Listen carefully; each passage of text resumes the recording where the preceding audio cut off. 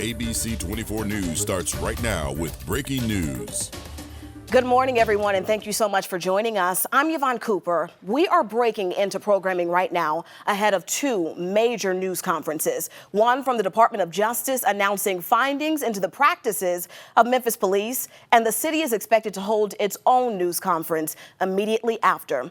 This all comes after the investigation. A report was launched following the death of Tyre Nichols back in January of 2023. That report came out yesterday, and it said that the police department acted unlawfully.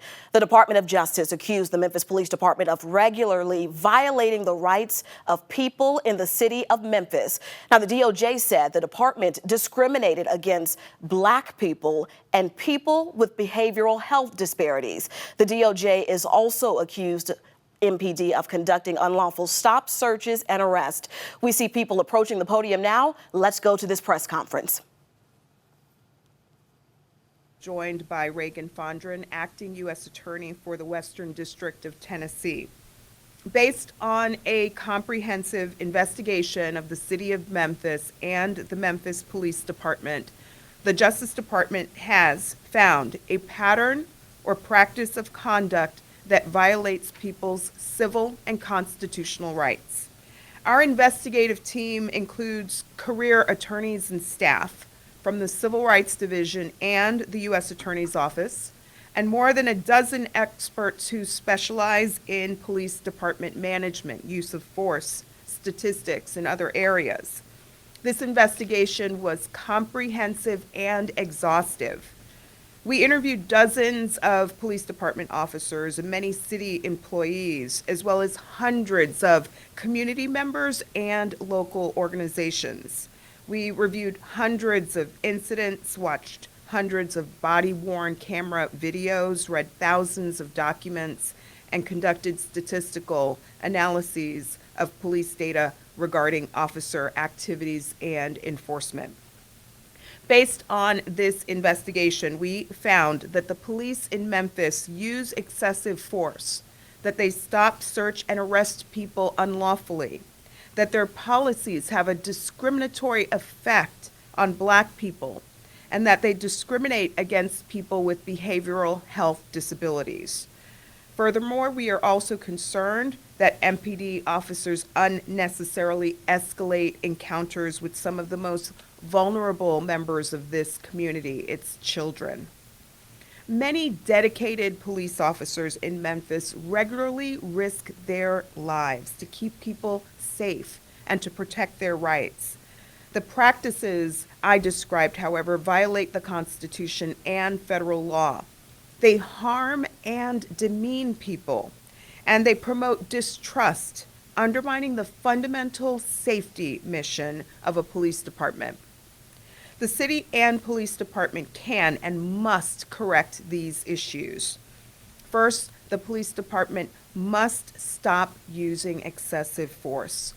Officers often make tough choices in stressful circumstances, but in Memphis, we have found that officers often use unwarranted, serious force in response to low-level violations or traffic offenses. For example, officers tackled a man and held him down by his neck for littering in a park.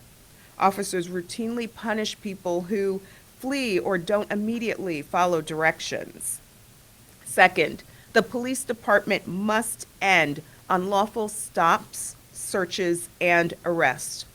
Without reasonable suspicion or probable cause to believe the people they stop have contraband, or are dangerous, or are a flight risk, officers often frisk, search, handcuff, or hold them. For example, police detained a Black man outside of a dollar store and struck him in the leg with a baton and pepper sprayed him in the face. Dollar stores in the area had seen a spate of robberies, but police had no reason to suspect that this man had anything to do with them. Further, without evidence that someone's car contains drugs or weapons, officers often tow and impound the vehicles. Third, the police department must stop policies that have a disproportionate effect on Black people in this community.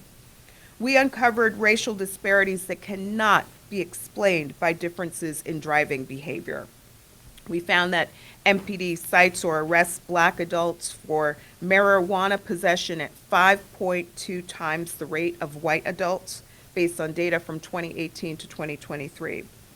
Police cite black drivers for equipment violations like tinted windows at several times the rate of white drivers.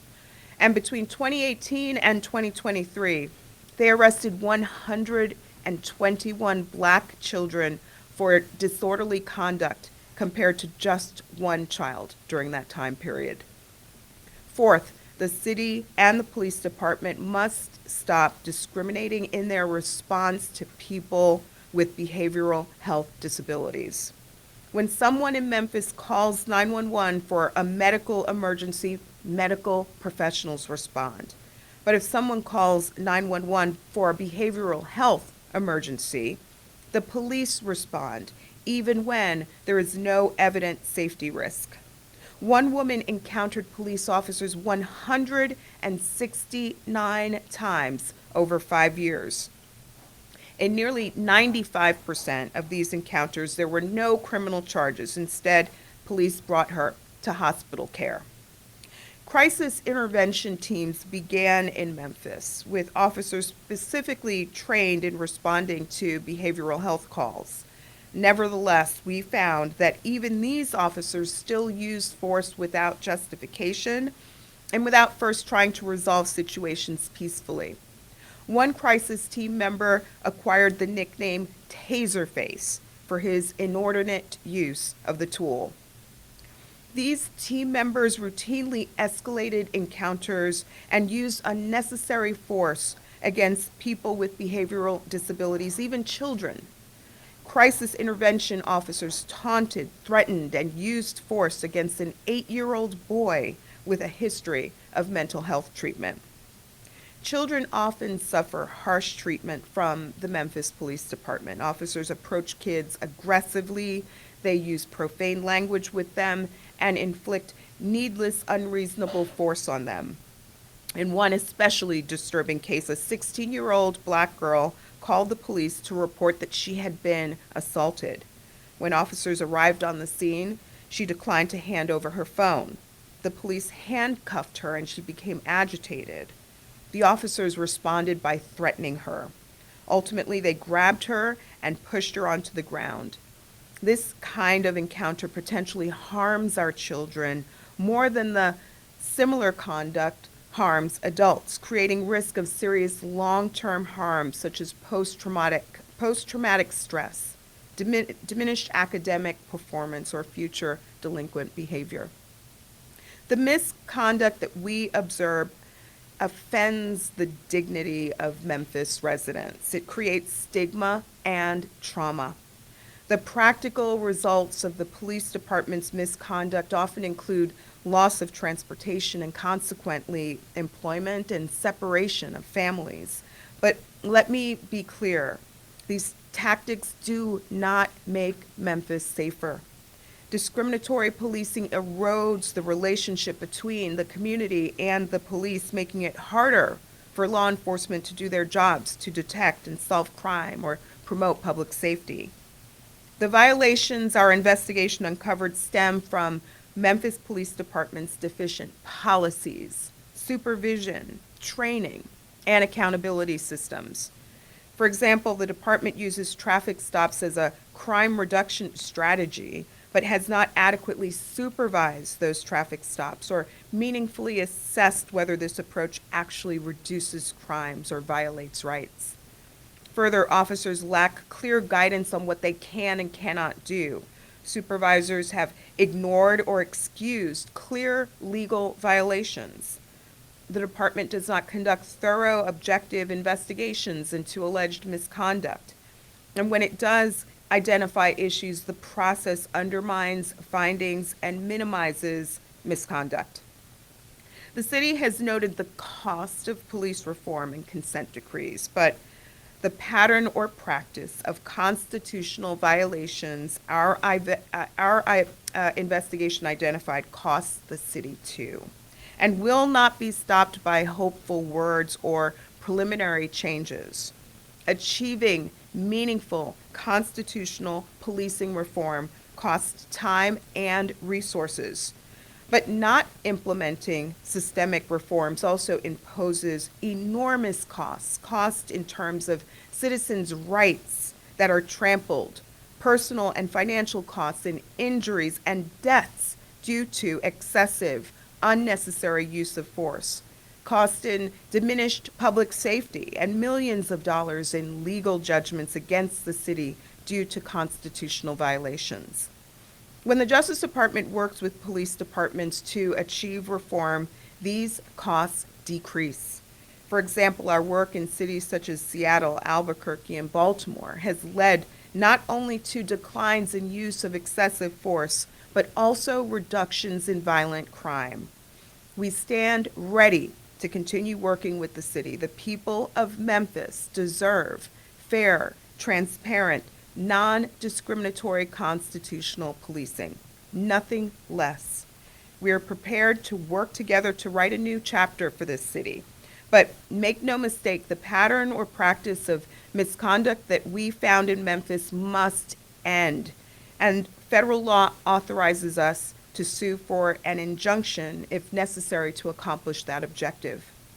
Ensuring lawful, non-discriminatory, transparent, and effective policing is a top priority for the Justice Department. Let me now just talk about the sum total of our work. Since January of 2021, the department has launched 12 pattern or practice investigations into law enforcement agencies. We also are enforcing 16 pre-existing agreements with law enforcement agencies across the country.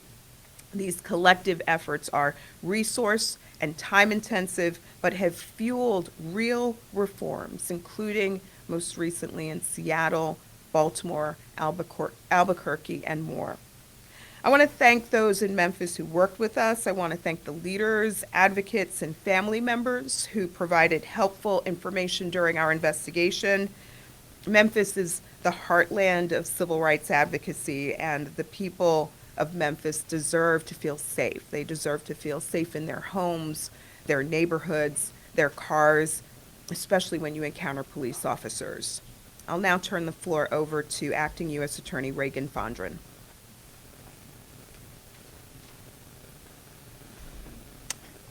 Thank you, Assistant Attorney General Clark. My name is Reagan Fondren, and I am the Acting U.S. Attorney for the Western District of Tennessee. I stand before you as a native Memphian. The city is my home. I love Memphis, and I am committed to doing the work that it will take for our city to be a safe place for all people. We have a long history of civil rights organizing and community engagement. Those who marched for civil rights, sat in at lunch counters, and kneeled at churches sacrificed so that we would live by one rule of law, so that the same law would apply to all people, regardless of race, gender, or socioeconomic background. When the Department of Justice opened this investigation in July of last year, we promised to be thorough and objective, to follow the facts wherever they lead, and that is exactly what we did. This process and these findings uncovered one thing on which I believe we can all agree. Our city has a lot of work to do. The resounding conclusion from this investigation is that there is a significant disconnect in the culture, communication, and directives that drive our city's law enforcement and the lived experiences and perspectives of the citizens of this district. It is a disconnect that erodes trust and makes our community less safe, but it is one that we have the power to fix.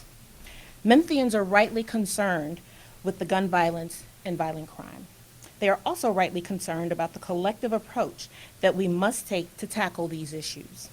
A collective approach includes law enforcement and citizens.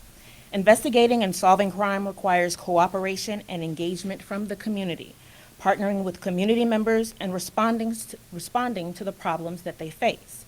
It requires the community's trust. Without that trust, policing becomes less effective and far more dangerous for both officers and the people that they protect. That is why it was crucial The DOJ investigators hear directly from community members about their interactions with officers, the effect of MPD's practices, and their views on public safety in Memphis. The investigative team conducted extensive community outreach, including holding in-person and virtual community meetings. The team met with community members, advocates, union officials, criminal defense attorneys, prosecutors, judges, and service providers. We are grateful for everyone who shared their experiences and perspectives with us. We could not have completed this investigation without you. As part of this report, we recommend remedial measures to address the violations we found. These measures include improvements to policies, training, supervision, and accountability. These measures are just a starting point, a framework for a more detailed set of changes. We are committed to working with Mayor Young, Chief Davis, the Memphis Police Department, and our Memphis partners to move forward. I hope that there will be ongoing conversations with city leadership as to our next steps. To their credit, they did not wait for our findings report to make changes. Last year, before we opened our investigation, the city and MPD released hours of unedited camera footage of officers' encounter with Tyre Nichols. MPD swiftly fired 7 officers, and Chief Davis disbanded the Scorpion unit. Mayor Young has been transparent about the importance of a comprehensive approach to public safety, effective coordination among city agencies, and partnership with community members and public safety efforts. As we move forward, you can still expect our team of federal prosecutors to take on tough cases, whether those involve violent crime, drug trafficking, illegal guns, national security, hate crimes, or holding people in authority accountable for violations of the law. We will continue to work with law enforcement agencies, including MPD, to enforce criminal law and keep people safe. We look forward to working with the city, MPD, and the community to ensure that the city and police department protects the rights, safety, and dignity of all of its residents. We have time for a few questions. Yes, in terms of the timing of the release of the findings, how important was it to get the investigation completed before the inauguration of Donald Trump? Presidency could change the way these types of investigations look in the future, or even if these types of civil rights investigations exist at all. The mission of the Department of Justice is to protect civil rights for all people. So the career employees of the Department of Justice, the federal prosecutors of the United States Attorney's Office will continue that mission through any administration. Sorry, Daily Memphian, sorry. No, one question, please. Daily Memphian? Okay. I can't see. Yeah, I'll Go go ahead. for the Memphis. In terms of injunction, you mentioned, when would the Department of Justice sue for such an injunction? I will underscore that the city has been very cooperative during the course of this investigation. So we look forward to working with the city to figure out our next steps. We are pleased that the city has brought a collaborative spirit to this process to date, and look forward to figuring out how we can work together to address the very severe violations we have identified. CBS. Thank you, Mr. Wilborn.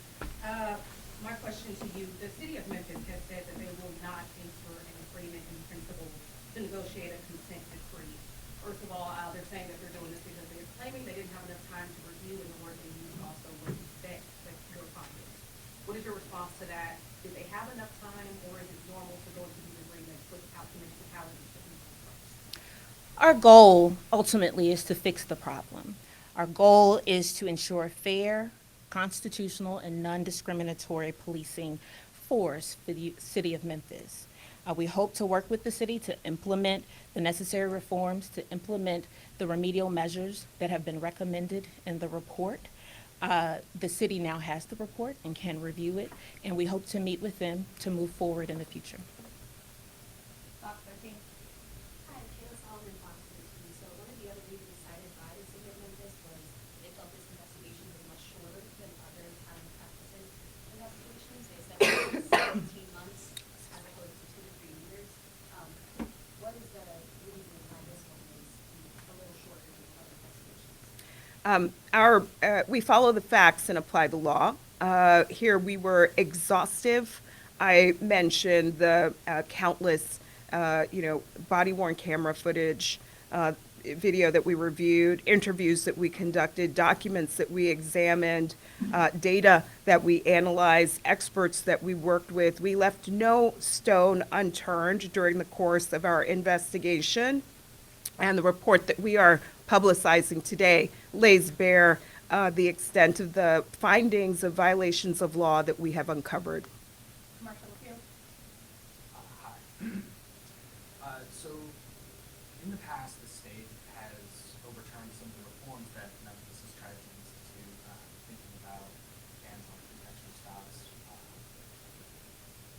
Is there any concern among DOJ and your team that without a federal consent decree, any changes that the city and the department try to institute will just be rolled back by state legislators? This is not a new issue. In every jurisdiction where we have uncovered violations of the Constitution and federal law, we have been able to work cooperatively with officials to figure out how to correct those violations. And we're confident that we can do the same here in Memphis. Okay. Yes, do you trust or believe that the city and MPD will be able to make needed reforms without agreement? I'll start with saying that prior to the institution of this investigation, they did begin making changes as we referenced. The investigation, however, does not reveal small changes that need to be made. They are a pattern and a practice, which requires significant changes and significant investments in reform. We will continue to speak with city leadership, lay out our plan for their ability to institute these reforms, and we will see what the city's response will be. University of Memphis. Yes, thank you. Hi. Should this become an absolute case that the city of Memphis will not participate in a consent decree, could that result in any loss of federal funding? The statute that we are using here, 34 U.S.C. 12601, authorizes the Justice Department to file suit. So that would be the recourse. But we are very hopeful that we will be able to continue to work cooperatively with the city to address the very real and significant violations of law and the Constitution that we have uncovered. ABC. Hi, Lee Williams. You mentioned that the technical policing and practices seen here don't actually code for these problems. So what type of police tactics would you recommend that actually do help protect? So I actually noted examples of success, examples of communities across the country where consent decrees have brought about significant change and transformation. In Seattle, for example, the police, after we came in and instituted a consent decree, the police have reduced the use of force in crisis incidents to less than 2% of encounters. In Baltimore, after the tragic death of Freddie Gray, they overhauled their fleet of transportation vehicles, data collection mechanisms, policies and training, and most recently only had 11 reported injuries during over 16,000 encounters. In Albuquerque, nearly 5% of the calls to the police are now diverted to Albuquerque Community Safety, which sends teams of civilian responders to help people with behavioral health needs. The police chief describes the consent decree as the best thing that's ever happened to the department. So consent decrees across the country have a track record of success, help bring about change and reform, and we are confident that a consent decree can help forge a new chapter for the city of Memphis.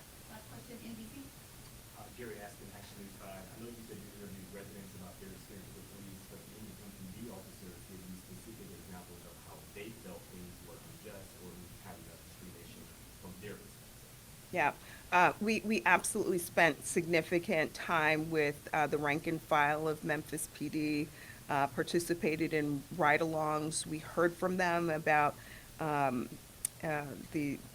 challenges that they face, the change that they want to see So hearing from the community and law enforcement was critical to how we approach this investigation. Any specifics of the MPD officers and what they have seen that support your findings? And we provide an overview of what we learned from police officers in the report that we have publicized. Thanks all.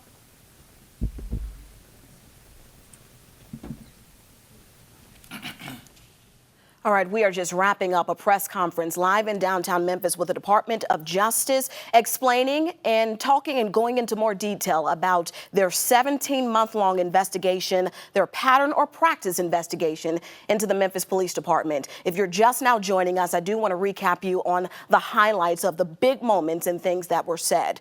They said the city has been very cooperative and that they followed the facts and have a comprehensive report and investigation. Here's a lot of what they found. They read thousands of documents, they viewed lots of body camera footage, and they found that MPD practices discriminatory policing. They believe that they stop and search unlawfully, and they're mainly concerned as well with MPD possibly escalating encounters with children.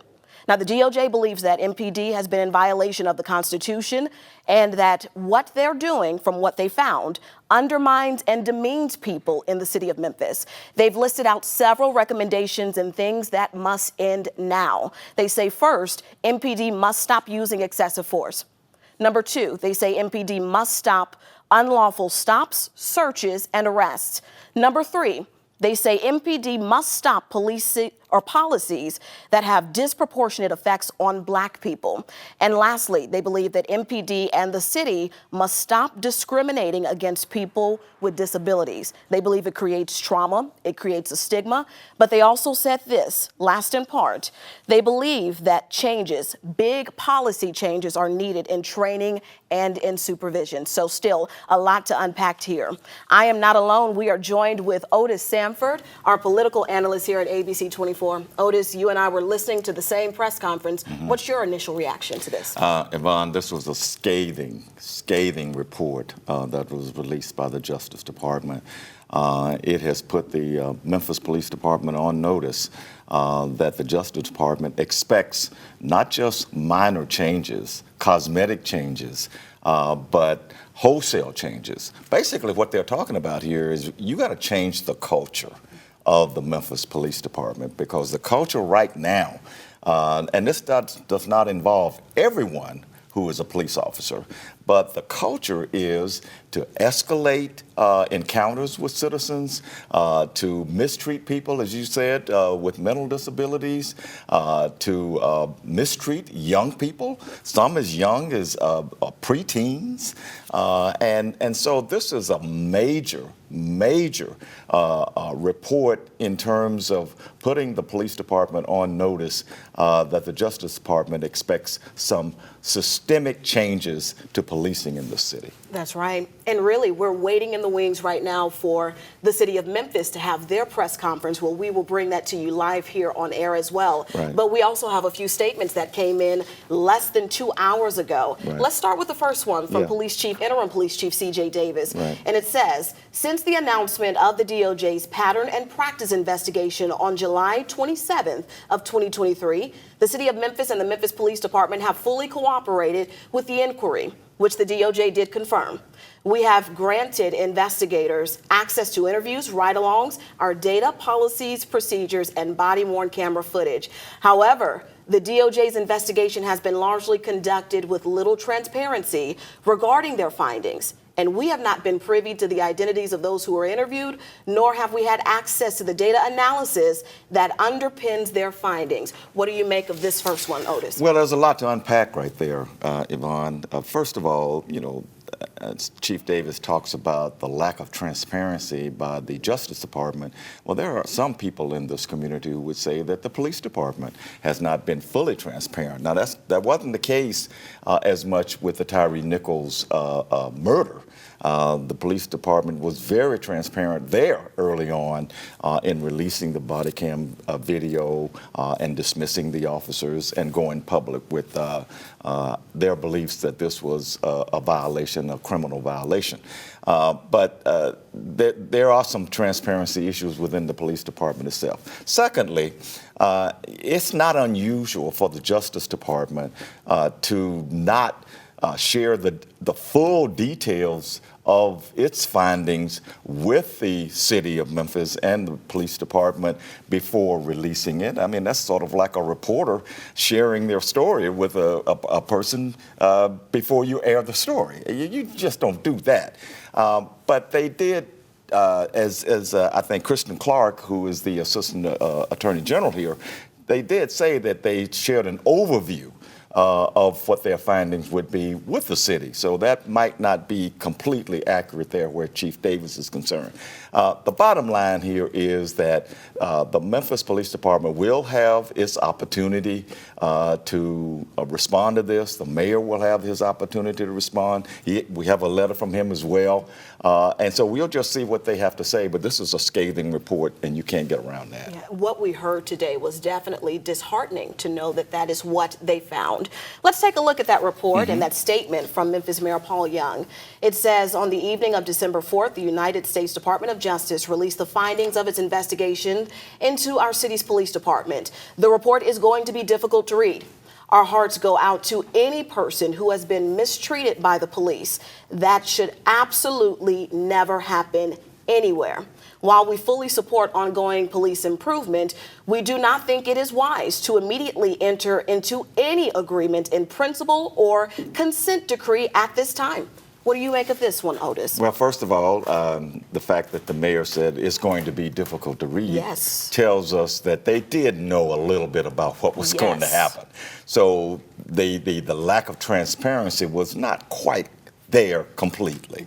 And so that's the first thing. The second thing is, I'm not surprised that the city of Memphis at this time is not entering into a consent decree. That it's too early for that right now.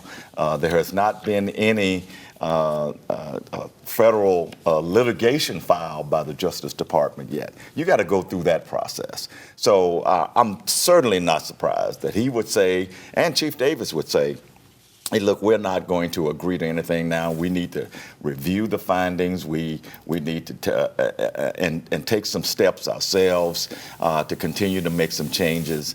So I'm not surprised by that. Again, I want to hear what they have to say now that the full details of this 17-month investigation, I think it's like a 70-page or so report. I want to hear what the mayor has to say about it because, frankly, he inherited this.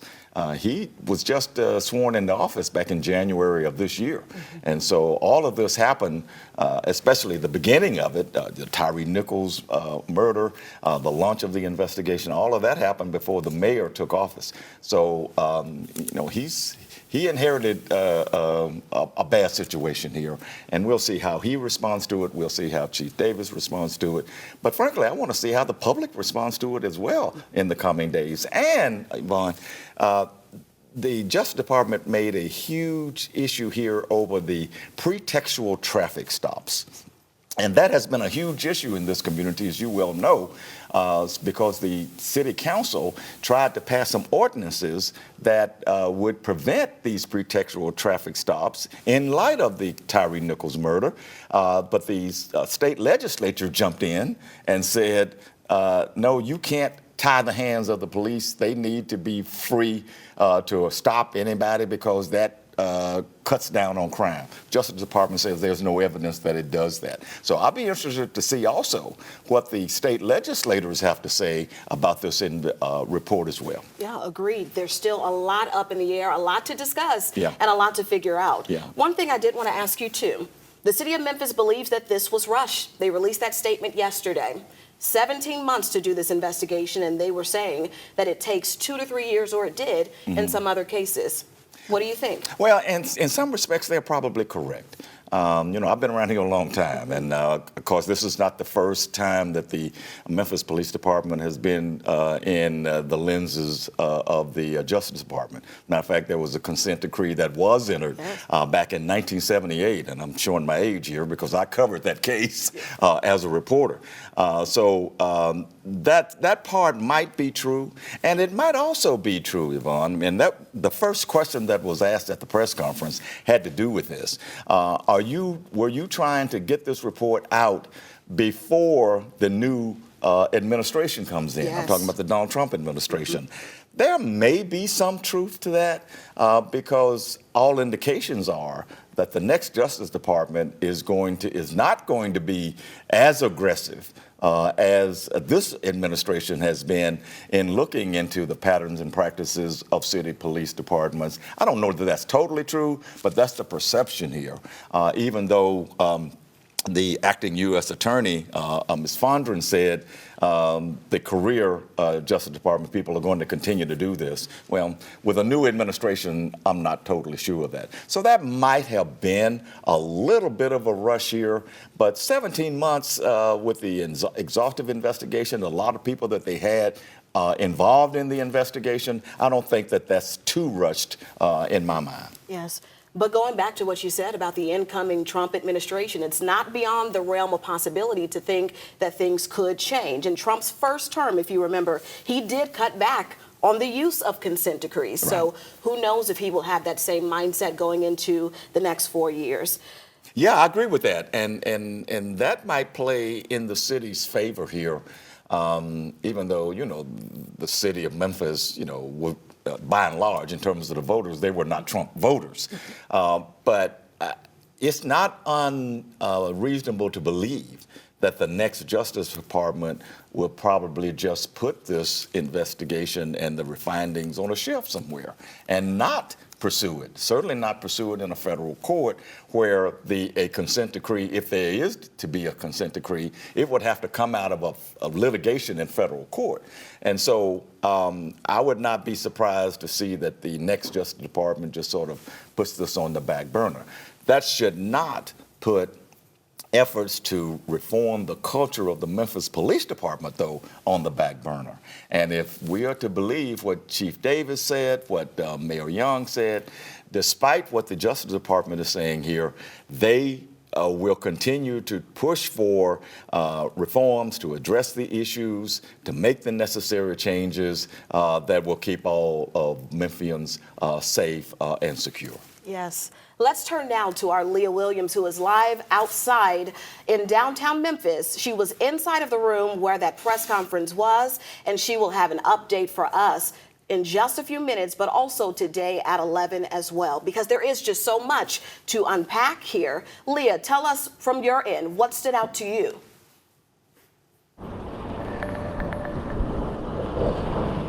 Yeah, Yvonne, some of those practices that really stood out to me were those examples that she cited of use of force and those discriminatory practices that she said even disproportionately affected Black children. She even cited an example.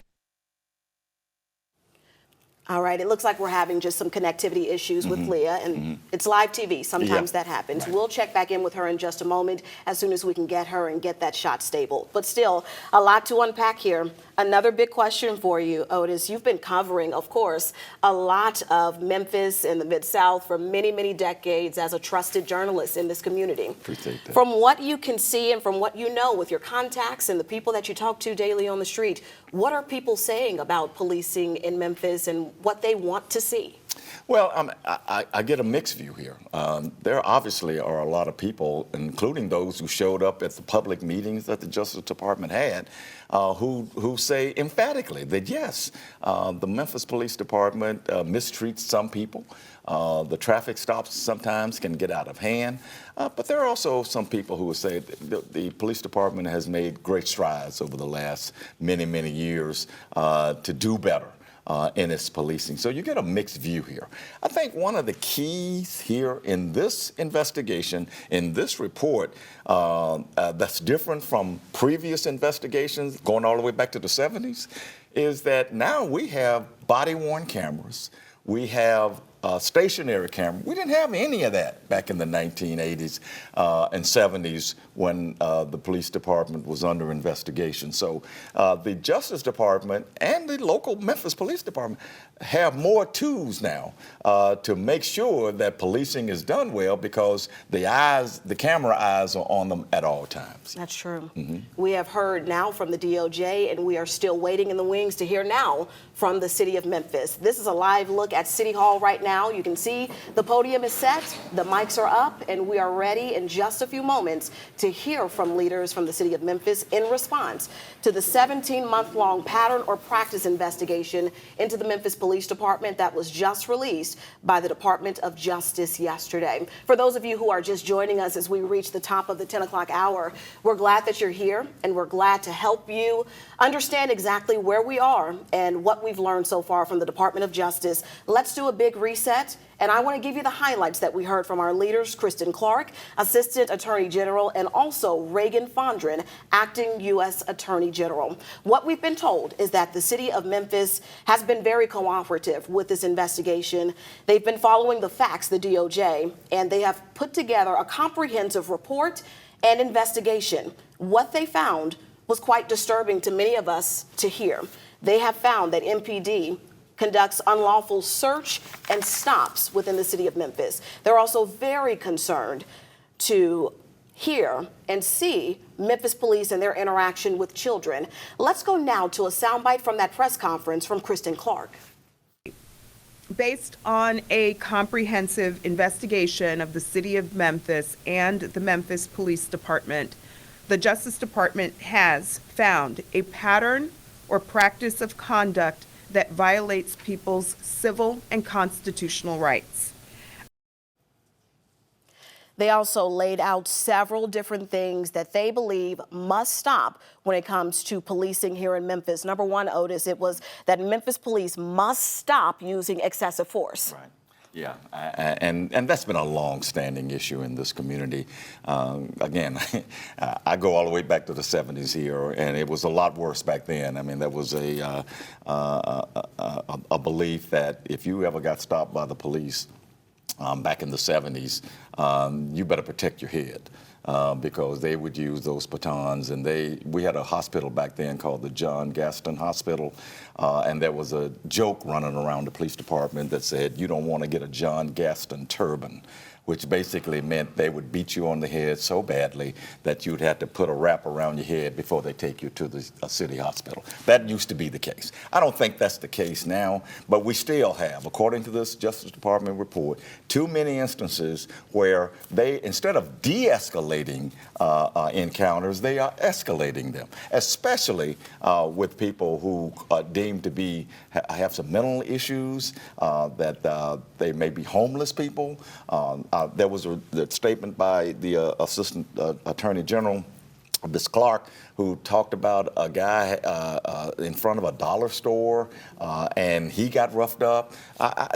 Those are the kind of things that they're talking about here, and those are the things that the Justice Department says must end, and the police department really do need to address those. Yeah, that was number one on their list. Number two was that Memphis Police must stop unlawful stops, searches, and arrests. Number three, MPD must stop policies that have disproportionate effects on Black people. And last but not least, they said the city and MPD must stop discriminating against people with disabilities. Absolutely. Big, major talking points for all of us in the community. And they said we all have stake in this. That community members and police have to work together to make these systemic changes. And that's what the Justice Department did in this investigation. They talked to a lot of people.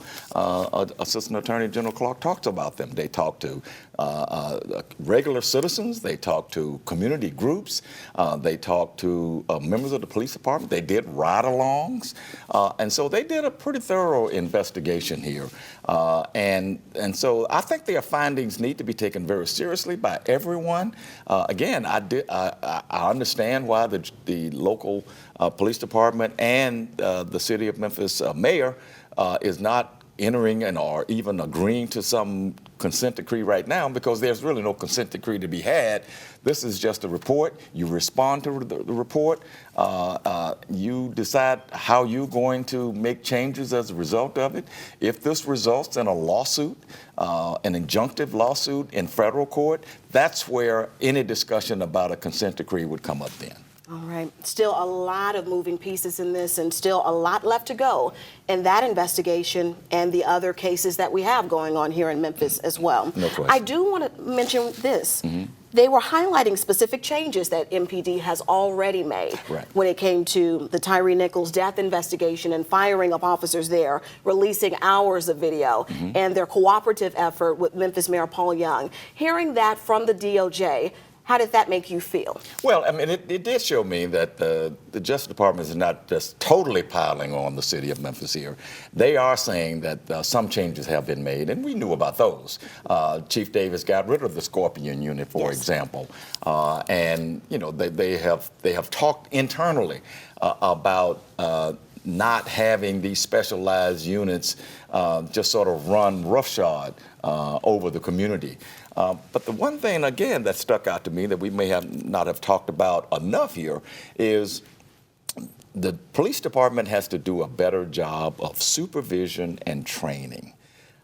They talked a lot about that in that press conference. And I do believe that the lack of supervision and even the lack of training may have exacerbated that encounter with Tyre Nichols and led to his death.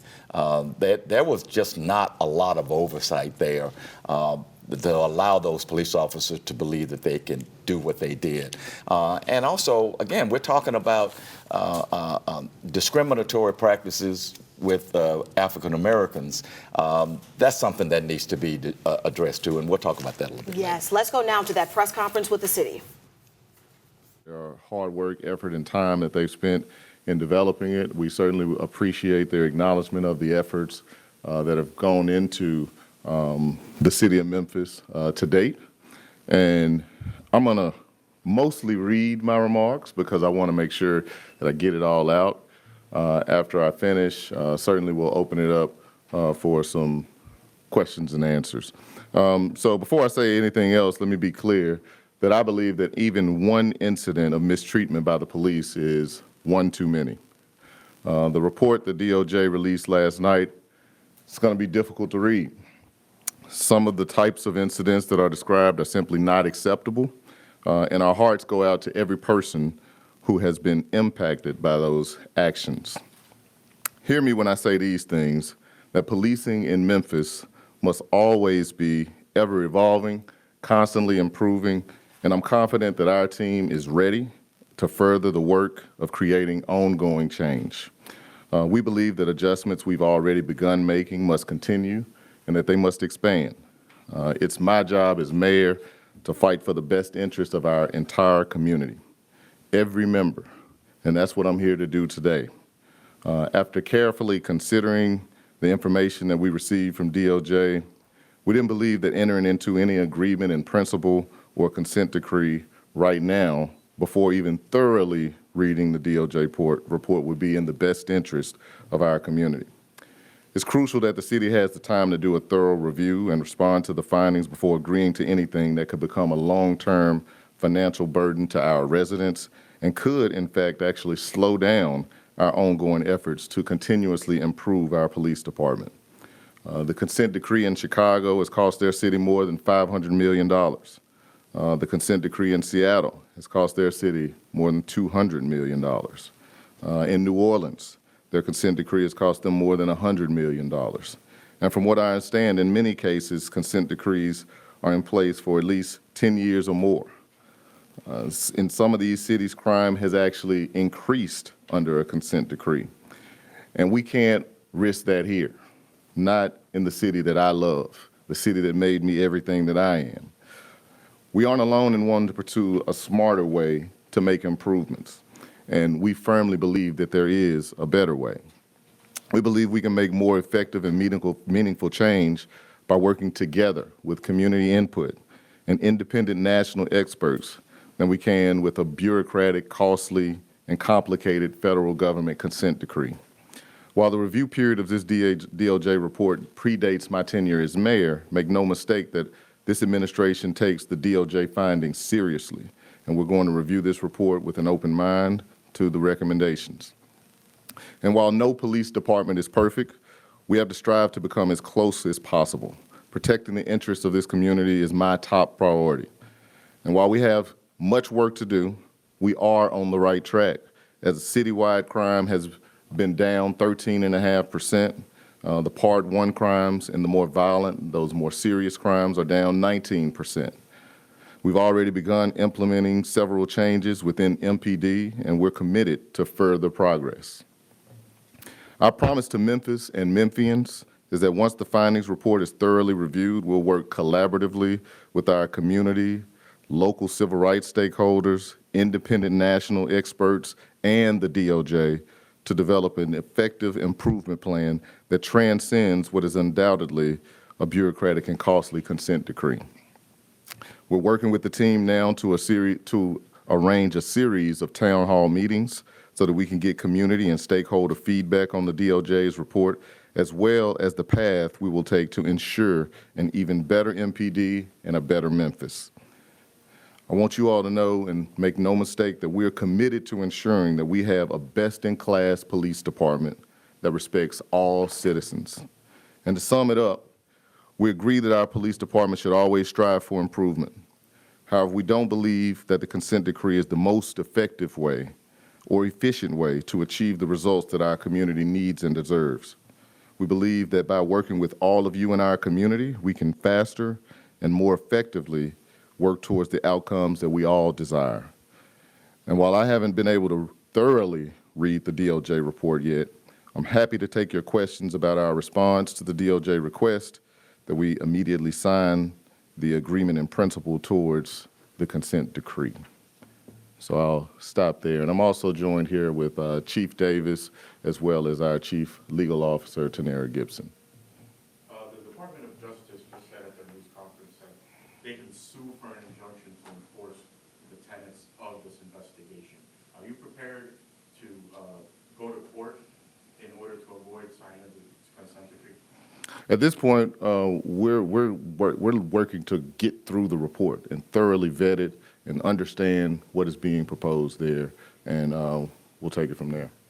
Mayor, I know that you've said you're still viewing the report, but you've also spoken quite strongly about your concerns regarding the consent decree.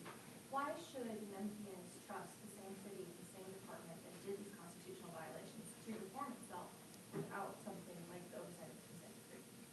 Well, Memphis is a creative community. We have people in our community that are committed to various causes, and this administration is committed to doing the things that are going to get the best results for the citizens of Memphis. And we want to pull together our own process to ensure that we are making the constant changes that are needed to protect our citizens. And we're willing to make that commitment to the residents. That's why we are looking towards holding our own series of town hall meetings in response to the report.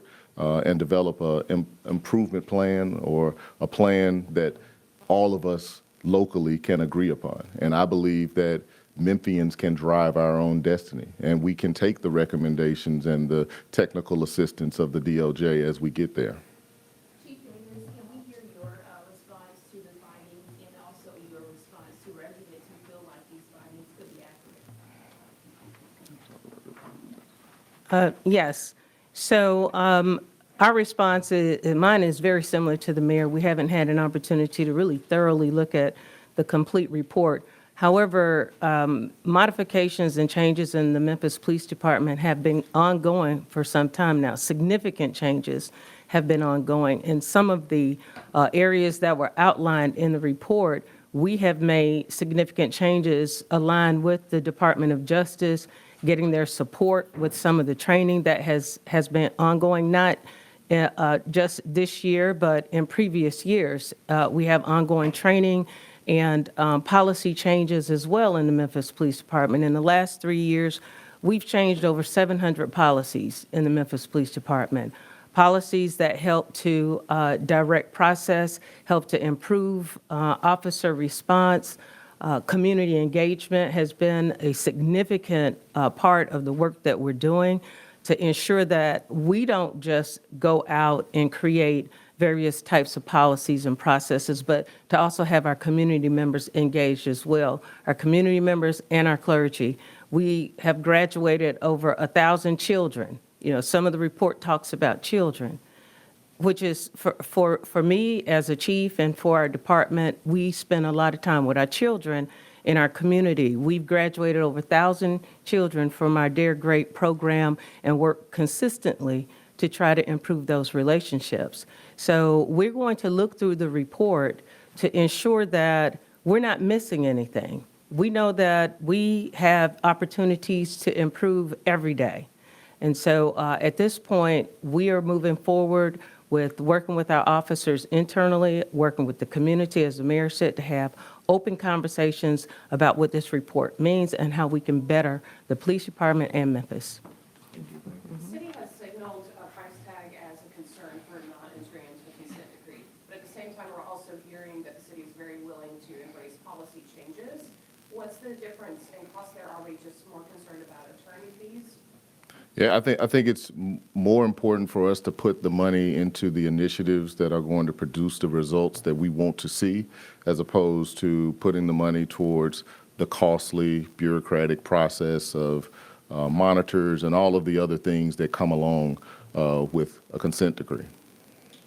Mayor, so I know you haven't looked at the report in total, but does it have anything in it that you didn't already know? I mean, we kind of knew that there were problems in terms of police behavior, but have you found anything that you didn't know? Yeah, again, I hadn't had a chance to really study it in depth, and so I don't want to speak too much about it until I can really take it all in. What Yes, ma'am. affected the possibility that the incoming Trump administration would not pursue litigation for the consent decree? We would have the same position regardless of the outcome of the presidential election. Mayor Young, you talked about the fact that there are already some changes underway, and that Memphis needs to kind of set its own path forward. The state has been more than willing to show that it does not want Memphis to have a lot of independence when it comes to establishing policies with its police department. I'm thinking about the pretextual stop ordinance being rolled back specifically, and the DOJ's report talks a lot about traffic stop policies. Do you think that a federal consent decree would have helped almost supersede the state and have allowed Memphis to make the changes that you want to see within the police department? And are you concerned that the city might get steamrolled by the state if it tries to institute some more police reforms? Yeah, I'm not sure. I mean, as mayor of the city of Memphis, we work within the context of which we live. We work within state law and federal laws, and our goal is to develop a plan of action that takes all of those things into consideration. Mayor or Chief, I know you said that this city and MPD have already done some of the things recommended by the DOJ. Could one of you walk us through a few examples of DOJ recommendations that have already been implemented? Well, I don't want to speak to specific things from the report, but I can talk about some of the things that MPD has done. They've done extensive modification to the disciplinary process and policies to include the disciplinary matrix. They've improved supervisory oversight and accountability. They created over 125 first-line supervisor positions, which never before existed. And this is just in the last couple of years. MPD has implemented annual training in de-escalation, bias-based policing, duty to intervene, active bystander, train the trainer, supervisor training, multiple leadership trainings, to include starting the MPD Leadership Academy, CIT mental crisis training for all recruits. Now all recruits are receiving that training, and they host CIT training annually for veteran officer certification. And then lastly, modified over 700 policies to include new procedures for investigating use of force complaints with mandatory alerts to address potential patterns. So those are just some of the things. And the city has addressed in their response a rush to judgment because of the timing of this investigation. With a heavy emphasis on discriminatory policing by the DOJ today, do you still feel as though this is a rush to judgment, or how exactly do you address that discrimination aspect specifically? Well, again, I want to read the report in full and before I even comment on any of the things that's therein. So we'll hold on that question.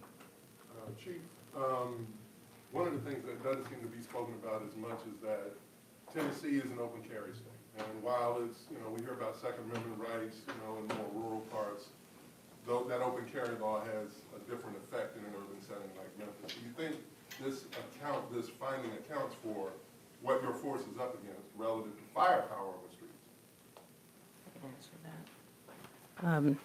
Absolutely. It does create a very complex situation for our officers, especially in an open carry environment.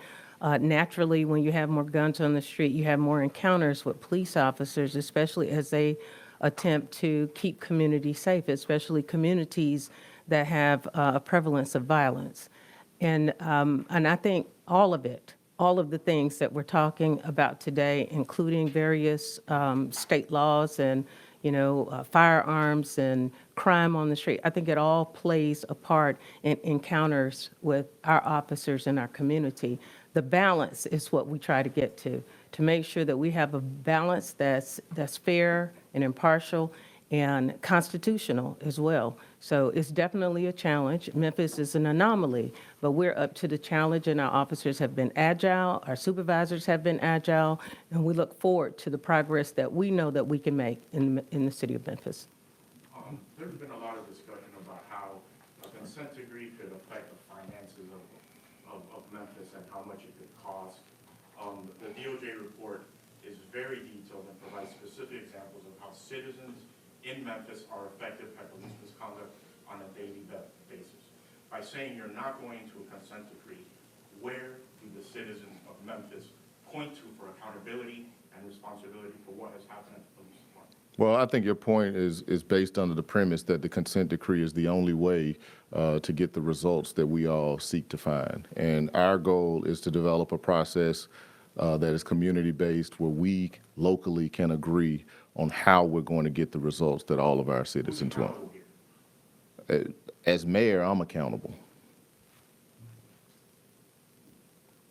All right. Mayor Young, I have one question. All right, this will be the last one. Go for it. I know you said you hadn't read the report. Something that hadn't been mentioned when this investigation was announced, but was mentioned in the report and the findings, was the Memphis Police Department's CIT division and how it responds to mental health calls. Specifically, it referenced a lot of that other cities, they have non-police responses and also have police officers trained in crisis intervention. Are there any discussions going on within your administration to make a mental health response division that is not based out of the police department, something kind of in line with what the DOJ referenced in other cities? Yeah, just the other day, Chief Davis and I were at Alliance Healthcare and looking at their new space and how they'll be able to partner with MPD on issues related to individuals that are experiencing mental health crises. So we're always looking at ways to expand opportunities to support those that have mental health issues. Again, I hadn't dug into the report, but certainly we always want to support those individuals that have those mental health challenges. All right. Well, I want to say thank you to everybody for being here. We really appreciate it, and I'm sure there'll be more conversation to come. Thank you. All right. You just heard from Memphis Mayor Paul Young alongside Interim Police Chief C.J. Davis responding to the findings from the Department of Justice. We do want to recap you some of the highlights of what they said if you're just joining us now at 10:21. Memphis Mayor Paul Young said that the findings in the DOJ report were hard to read. He is still waiting to read the entire report fully with some time under his belt. He says his heart does go out to people who were mistreated by the police, but that they are already making several adjustments. He has made it very clear that he has no intentions on entering into a consent decree at this point. And he believes it will be costly to the city of Memphis, and he believes that there are better ways to address the issues that Memphis Police may be experiencing with national experts, the DOJ, but also community members as well. He says he is looking and reading the review with an open mind. mind, but he believes that there is much work to do and that they're getting on the right track. Interim Police Chief C.J. Davis did not issue a formal statement, but she did answer questions while reporters were there and were asking questions. She says that they've made significant changes when it comes to ongoing training. They've changed more than 700 policies within the last 3 years, specifically with community engagement and officer response. But she also brought in children, which we know the DOJ report has been very, very specific about interactions with children. And she says that they have graduated more than 1,000 children with the DARE program. And that is true. I was one of the reporters there for that ceremony this year. There were about 1,200 of those students who graduated through the DARE and the GREAT program. So they are reaching children in that way as well. But that they look forward to making more progress with what they have. Otis, let's bring you back into this conversation. What stood out to you? Well, let's take your last point there about the children. And of course, two things can be true at the same time. And it is true that the police department has done a really good job of reaching out to young people, to addressing the issues with truancy and a whole lot of issues around our children in this community, and they have done a fine job. But on the other hand, there have also been instances, and they didn't necessarily refute this, that the police officers sometimes get a little bit too heavy-handed when it comes to children, especially ones who don't necessarily toe the line completely, don't respond respectfully, and they may have been over-aggressive sometimes with some people in the community. So two things can be true at the same time with that. Overall, again, as we said earlier on, I'm not surprised that the city at this point is not agreeing to any consent decree. It's too early for that. They need to read the report. They need to, they probably need to issue a more extensive response to the report later on once they do that. And I think that they will. But you can't get around the fact that this is a scathing report by the Justice Department about the pattern and practices of the Memphis Police Department, and they are going to have to address that completely. Right. What do you think this does to the morale inside of MPD? Well, I don't think it can help at all here. And we got to look at a little bit of history here. Morale has been somewhat of an issue in the police department for quite a while. Let's go back to even the George Floyd case. Morale started to go down a little bit then because, you know, a lot of people in the community just thought all police officers were the same as what happened in Minneapolis. And so morale is going to be an issue here. You know, the police department has been slow to get the staffing levels up over the last several years. A lot of that is because people are retiring from the police department because they don't want to have anything else to do with it because it's too tough. And so morale is going to have to be an issue that Chief Davis is going to have to address. Something to consider for sure. Yeah, absolutely. Let's turn now to Lauren Turnman, who is live outside of City Hall, who was inside of that room addressing Memphis Mayor Paul Young and also Interim Police Chief C.J. Davis. Lauren. Yeah, that's right, Yvonne. There was a lot that we heard from Mayor Young and Chief Davis in regards to this press conference today following what the DOJ had said earlier. Specifically, a lot of emphasis here on community-based solutions that they are seeking rather than a consent decree, in which they feel like might potentially cost the city millions of dollars. There are some other solutions that they mentioned, including some community forums, some different town halls, and Mayor Young has also been doing that, but specifically related to the findings of this investigation. We did ask a question about some discriminatory policing, and Mayor Young did reiterate many times that he has not yet read this report, but will be going over it more extensively. But again, saying a lot more community-based solutions that might be less costly for the city. Also, Chief Davis had mentioned a lot about some of the initiatives and efforts that she is making to try to help curb some of the discriminatory accusations that the DOJ has made against the Memphis Police Department, specifically looking at some of the extensive modifications. We know that there are some AI-enhanced cameras that are coming up, some exclusive training opportunities, and plenty of other things that she had really mentioned here to make sure that she reiterated that they are looking for solutions at this time that don't necessarily have to go the route of the consent decree. And again, a lot of different efforts. Mayor Young cited more than 13% decrease in crime across the city of Memphis, and a lot of other things that he was stating specifically to make sure that we understood more about the extensive efforts that the city is making. And again, of course, as we receive more updates in this case and on this investigation, we will update you. But for now, live at City Hall, I'm Lauren Turman. Lauren, thank you so much for that report. We appreciate it. We would be remiss if we did not mention the reason why we are here. Right. We are here because a man lost his life. That man's name is Tyre Nichols. Right. Tyre Nichols died in January of 2023. He was a father to a son who was 4 years old at the time when he died. Nichols is actually from Sacramento, but he came here to Memphis just before the pandemic and decided to stay after getting a job with FedEx. Nichols actually worked the second shift at FedEx with his stepfather, Rodney Wells, and every day they would come home together on their lunch break at about 7 p.m. and his mom, Rovon Wells, would have a meal waiting for them. He was the baby of his family and an avid skateboarder. Definitely we have to remember Tyre Nichols. No question about it. I mean, that started this whole thing. And again, we go back to the body-worn cameras. Yes. And the stationary cameras. Without that, we probably never would have had the level that we've had since Tyre Nichols' murder. That started the whole thing. It started the investigation by the Justice Department.